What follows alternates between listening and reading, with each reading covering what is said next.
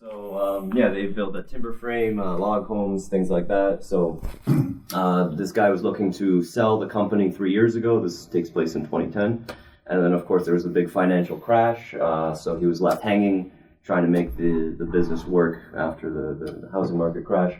So he's a very motivated seller. There are many motivated sellers in this industry at that time. And this is what the revenue and EBITDA numbers look from there. So his revenue got cut in half within a year. He was dipping below the negatives, had to get finance to save his business. So now he's calling you 2011. This is with the numbers he's going to be looking at, which is 600,000 EBITDA. And he's asking for 3.5 times that. And of course, the manufacturing facility, real estate, storage, valued at $5 million. So he's calling you about this deal, looking to get rid of it, but of course he just wants some money to live with. He's willing to do owner finance.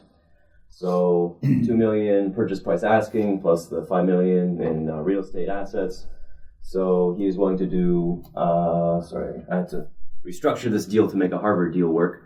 So I'll get right to the numbers. Basically 35% of the total $7 million is going to be owner financed. And then you're going to overfinance 75% of the deal with debt. So I'll get the numbers, which are a little bit more cleaner. Basically, you're looking to get this financed 110% to make this work. And of course, there is no owner finance in a Harvard deal. So from this, you're going to try to make it work, and it provides you with many opportunities for consolidation, seeing as how you have all these assets and manufacturing capabilities for building timber frame homes in the States. I had two questions about this. Mm-hmm. So first off, since the purchase price is $2 million, when that include the real estate? And second, since the seller is telling is it included? It's a separate entity, owns all the manufacturing and all the stuff, but he wants to get rid of that too. Okay, but this is just without the real estate? No, well, the $7 million purchase price is with. Okay, go ahead. And my second question is, in this, the owner dictates the terms. Mm-hmm. So since it's still like a down market, should he be able to dictate anything? No, I mean, if this is what he wanted, then we would come back and say this is what it is. It's, for example, today, yesterday the market's down 700 points. I mean, and Japan's off 5%. I mean, we say this, this is a collapsing market. The banks are tightening.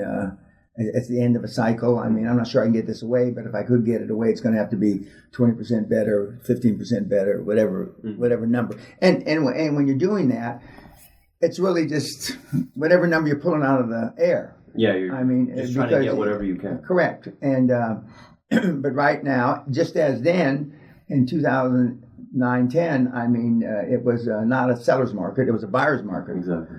And we're coming into that same period now, where it's not a seller's market; it's a buyer's market. Mm-hmm. And we would dictate, and we would. So you try to squeeze much more out. Oh, yeah. That's what I tell no more than one times EBITDA, forget your projection. And if I give anything else, it would be based off of future performance. Yeah, I'm trying to make this as Harvard-like. No, I understand what you're doing. I know what you're doing. The reality. Yeah, but I mean, it's ironic that, and you mentioned it in the first couple of sentences, in all the business school cases I've looked at in over 25 years, I've never seen seller finance in any of them. Right. Never. Mm-hmm. I mean, not one time, no matter what school.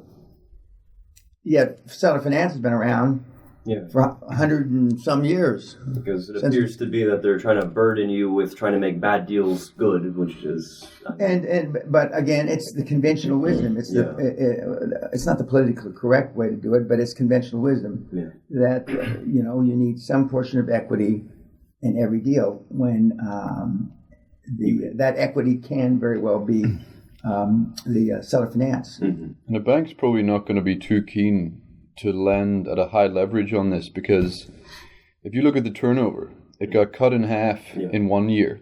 Oh. It's profitable first year, less profitable second year, a little bit profitable third year. It's like there's no consistency in the numbers. Oh, because of the housing crash. I mean, they don't want to build any more houses because there's no one buying them at that Sure, point, but right?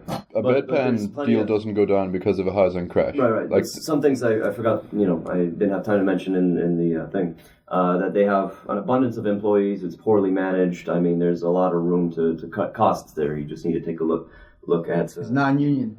Right. Well, they didn't specify it. Okay, so if it was a union, they'd say it was union. Yeah.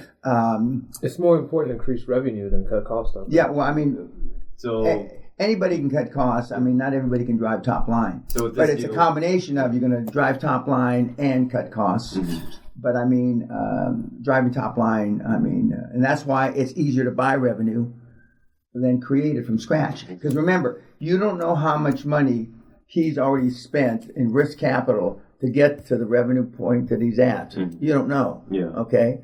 And he's already tried all kinds of different things that didn't work.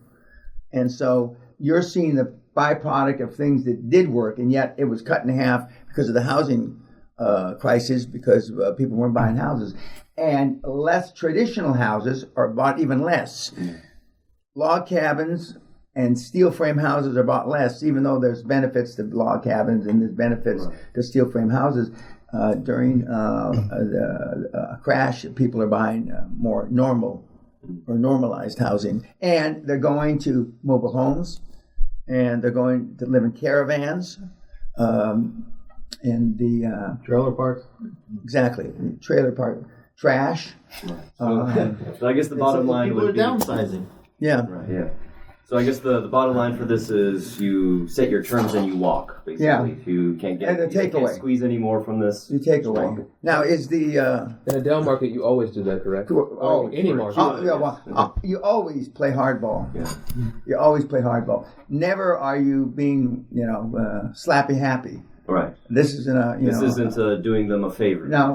You are doing them a favor, but you're doing them a favor, but you're playing hardball. Yes.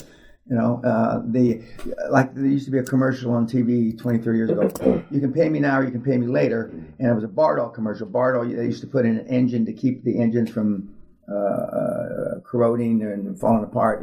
And then you paid for the Bardol, and Bardol was like $3 a can, which was expensive. Yeah.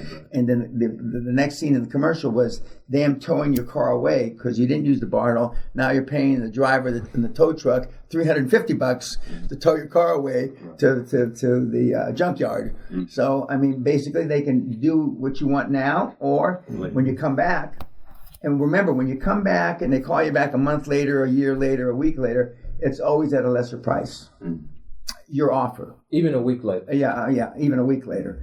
And it's just that you have an opportunity, and that's why when you say you got a week to make a decision, you got 3 days to make a decision. And sometimes they'll say, well, what happens if I come back in longer than a week?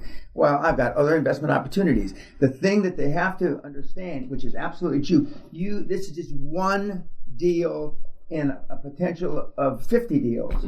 The cost of capital, I may have spent the capital that I had originally or initially earmarked for you, and now it's someplace else. And when they realize that it's just, it's a numbers, not just a numbers game because you're going to a lot of people to find the right motivated seller, but it's a numbers game. I can get an IRR here with this guy, and unless the IRR and the IRRs are continuing to go up as the market goes down, and you're risking capital, you want a greater return on your money because you're taking additional risk. Now, sometimes it's only a few basis points. You don't tell them that part, that, it may be, 25 basis points or 1/4%. But right now, I foresee if the sell-off continues into the new year, there are going to be people that the kids in this group had contacted earlier. Oh, for sure. That you're going to be getting calls, emails, texts from them. I've been contacted by 2 sellers that I hadn't heard from in months since I've been here. Well, I sent out a bunch of text messages yesterday. There were 2 sellers that were like, "Oh, I'm making improvements on the company. It's going to be worth much more in another 6 months or a year." I wrote to them, "Man plan, God's laughs, 3 dots." Yeah, and the now we're going to start and taking their side, and I'm not taking their side. they're doing the only thing they know how to do, because nobody ever taught them any different. But that's not our problem. Okay, this is not. We're not a charitable organization. We're looking for charity for us, our group. You know, you picked your horse. Now you ride it, guy or gal. And big sell-offs like we've got the last couple of days are sobering to a little independent person. You know? How can you use this like a downturn to do what you mentioned to us in a seminar? You mentioned you had somebody pay you to take the company. No, for an asset. How can he wanted to sell a refinery. The small refinery buys ended, and he paid us to take the refinery off his hand.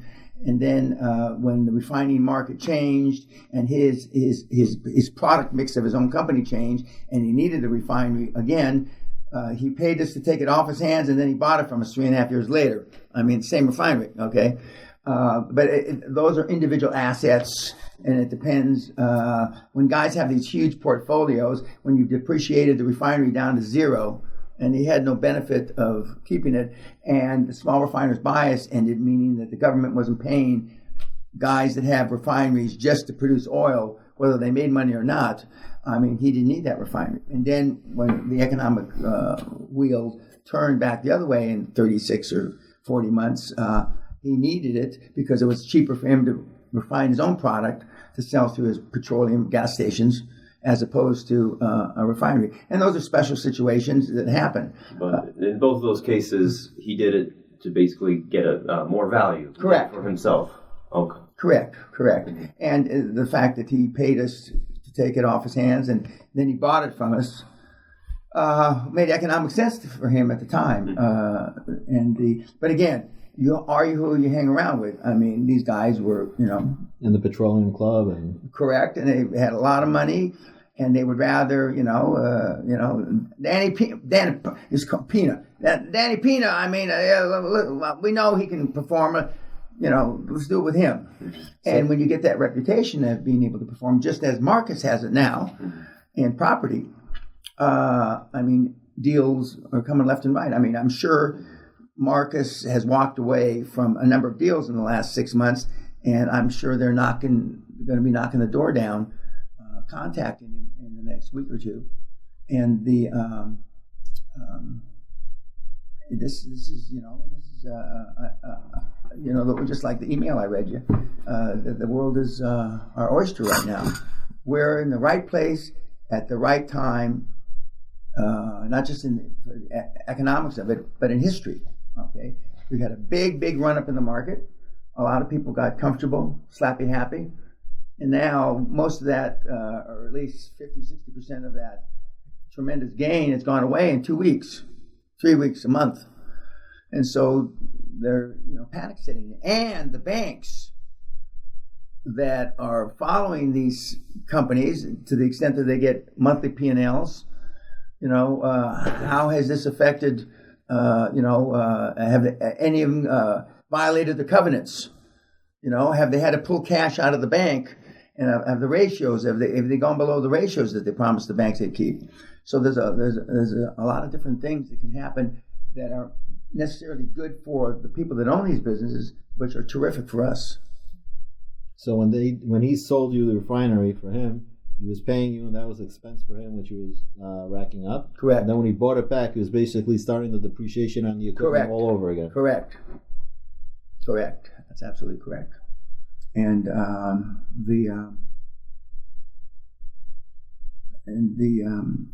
and we're more or less back in the same situation that we were in the 80s. And with blind pools, again, I mentioned it.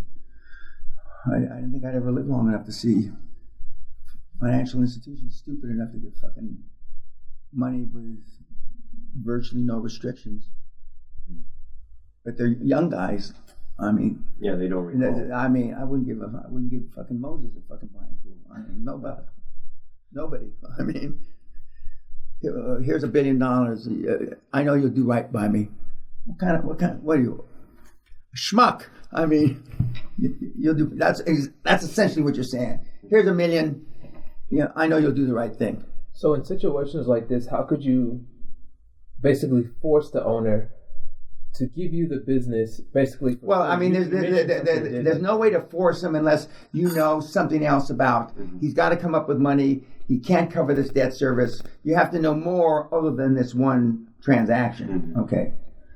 Just transaction by transaction, it's very difficult to make anybody do anything. Unless you are buying this deal out of the defaulted loan portfolio of a bank, and then, of course, the bank's not supposed to tell you anything because of the Chinese wall. Of course, when the bank will say, they may say, nudge, nudge, wink, wink, wink, as they say in Britain. This is just one of many assets that you can get from this guy because he's in big trouble.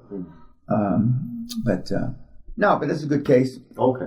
Any questions about this for me? Okay, we'll see you guys.